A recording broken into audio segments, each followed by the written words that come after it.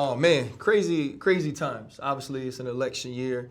Stephen A. Smith, big bro, is sort of dabbling in politics now. He's mentioned he wanted to debate former President Donald Trump, and recently he sort of came under fire for saying or agreeing with Donald Trump that black people are starting to relate to him because they feel like he's being discriminated against by the criminal justice system, NAACP, and just all sorts of other people of our community felt some type of way about that. And he had a ton of backlash for it. And recently he apologized for it.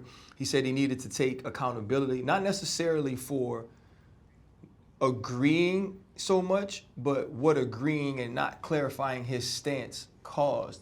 When you think about the voice Stephen A. has, how do you feel about the fallout from what he said? When you get a voice and you get a platform like we have, what do you really want to speak on? What do you want to be involved with? Athletes talking about politics and different people talking about politics, and that's the thing. I have to navigate that as well. I would say, Stephen, you need to know that your voice means a lot to people.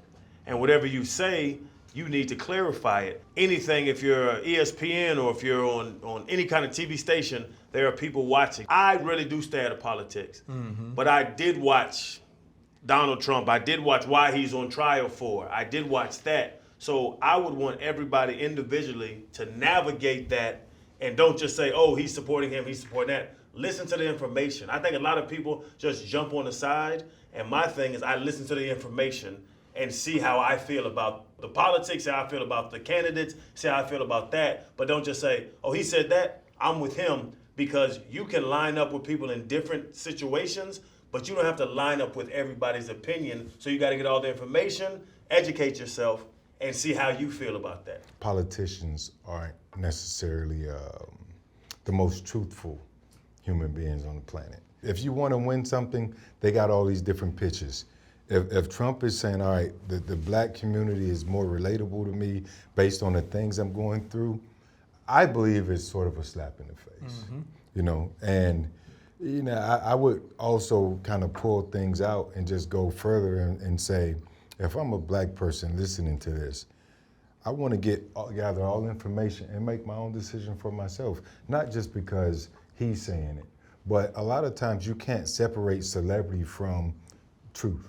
Trump is the cool thing. He's the shiny, dangling carrot, and they'll agree with him based on his antics and all this other stuff. But I think Stephen A. has to be, you know, I think he's since apologized since then, but he has to be careful.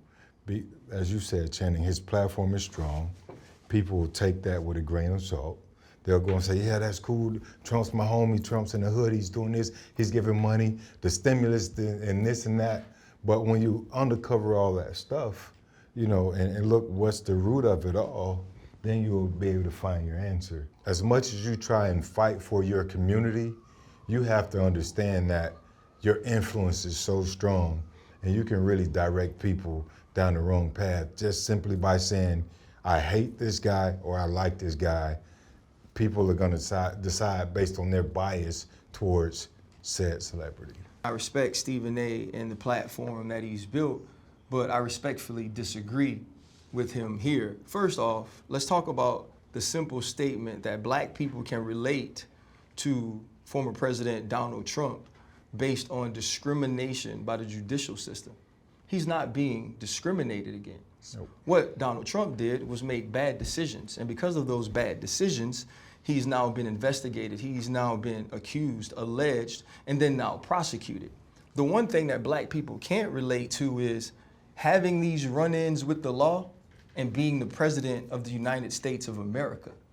We couldn't be the president of the 4-H club if we had this many run-ins with the law. We couldn't be the president of our own HOA. And so I think that's one thing that we need to get out and be very clear on. Also, when you agree with this, you're allowing him to break us down to the lowest common denominator. So you're saying all of these black people who now seem to support you only support you because they connect with you on your run-ins with the law, or only support with you because they connect with you on sneakers.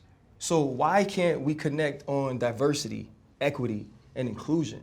Why can't we connect on better medical care? Why can't we connect on focusing on the mortality rate of black mothers? Why can't we connect on better schooling in the minority communities? So you mean to tell me you think so low of us that we can only connect with you because you've been indicted? We can only connect with you because you made ugly gold tennis shoes? And I think that's so insulting to even allege that that could be true. And let's really be clear. Nothing about Donald Trump's existence is black.